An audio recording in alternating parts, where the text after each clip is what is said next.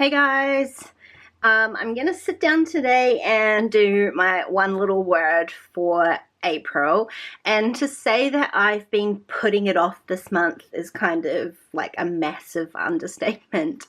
It's a sort of uh, internal thinking, journaling heavy month, and wow, I just so did not want to sit down and do this because I feel like my brain hasn't really stopped this month at all, and I was dreading having to sort of reach in there and articulate some of the things that have been going on. So I have put it off till now. There were 4 writing prompts this month that Ellie spaced out throughout the month. I have not spaced them out throughout the month. I'm going to sit down and just do them all in one go today. I know that's probably not the best way to do it, but at this point, if I get it done, that's okay with me. I'm going to take that as a win. Before I start, let's have a look back at March, shall we? March was the practice month, and whew, yeah, I'm not going to call this a win. I'm not going to call it a loss either. To be fair, I mean, March was what, like 1,000 days long, not just 30. So, yeah, things went a little bit down the drain. I'll be fair to myself and say that probably for the first couple of weeks, maybe even the first 3-ish weeks of March, I did actually do okay with this practice. I didn't leave my album out. I didn't leave this page out. And so I wasn't actually tracking it during the day. Each day. I sort of kept thinking, oh, pull the book out at the end of the week and fill it all in. And then, you know, as the month just got progressively worse and worse, lots of bad news work-wise, then we started lockdown here in New Zealand, you know, there were other things, and so whether or not I try this prompt again at some point during the year, I don't know. I will say probably like less formally during this lockdown period. We're at day 31 today. I probably have sort of less formally, like informally, been practicing what I wanted to practice in March anyway. So I don't think I'll end up doing this prompt again. What I might just do is maybe do a bit of reflection somewhere about what happened, what happened here, and just move on. I think that's my sort of motto as far as one little word goes anyway. Sometimes the prompts work, sometimes they don't. Sometimes life gets in the way, and that's what I'm chalking up this month too. So April, let's start afresh. I'm going to do a little bit of mixed media, I think, maybe some watercolor to create some 4x6 cards to do my journaling on. So I'm going to show you that now. So it's almost impossible to see here, but I've cut a 12 by 12 inch piece of cardstock. It's super heavy. It's not that regular sort of basil cardstock. This was a Rosie Studios one, I think. It is just like a 300 GSM smooth white cardstock, and it is not specifically for mixed media like this, but I find that it holds watercolor really well. It doesn't warp too badly, and I love the kind of smoothness of it. So I'm just using kind of the packaging technique. I am definitely no expert, that's for sure, but I'm giving it a go.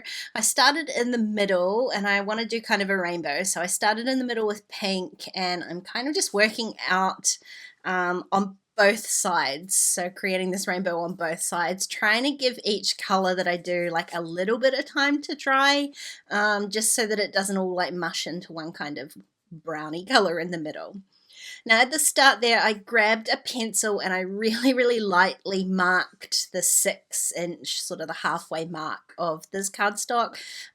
My thought is that if I watercolor in the middle here, and then I can trim the card in half, I'll have 2 6-inch pieces that I can cut down into the 4-inch rectangles, and that gives me 6 different pieces to choose from, rather than cutting the cardstock into 6x4 pieces at the start and then watercoloring each one. I kind of like this cheaty method. It just makes it a little bit more random, I think, once I start cutting them up. I did one layer of the watercolor and I didn't let it dry in between, like fully. It did dry a little bit, and then I'm going in and I'm just filling in some of the gaps that I didn't think the color was necessarily dark enough, or just adding a few of the extra colors, just some extra layers to create that rainbow effect. I've ended up going from yellow to green through the rainbow there, and I really love how this turned out. This is definitely something I want to try again, perhaps for a layout or something, because I really love this technique. You get that kind of wodge of watercolor in the middle and then all of those sort of splattery pieces on the outside. So here you can see what I mean about how I was going to trim it down. I've just cut this through the middle of the watercolor. I have let this dry now, by the way, and then trimmed that down into the 4x6 pieces.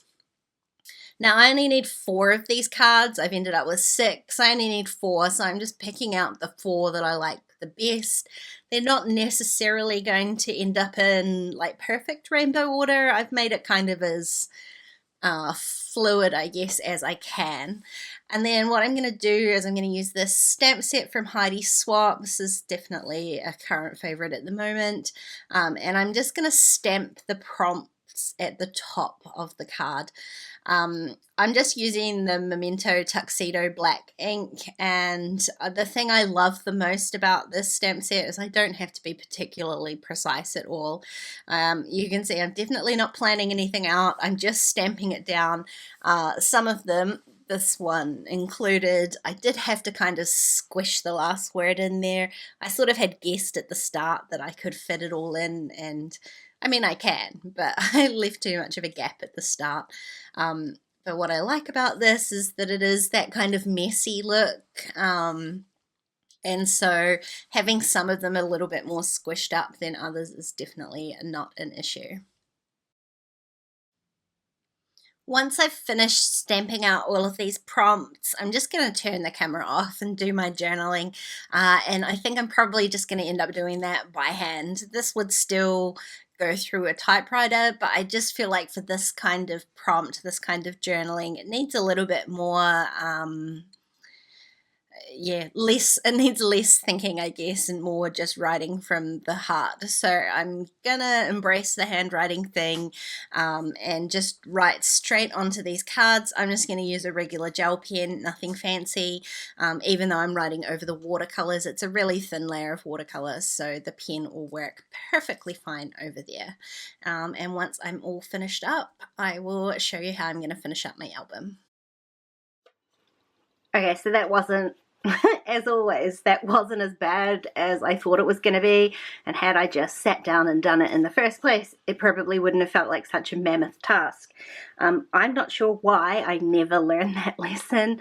I always feel like it's going to be so hard and so deep and so personal, and I mean it is, but it's actually not that big a deal. So I'm going to put these into my folder. I've got a couple of these page protectors from Citrus Twist.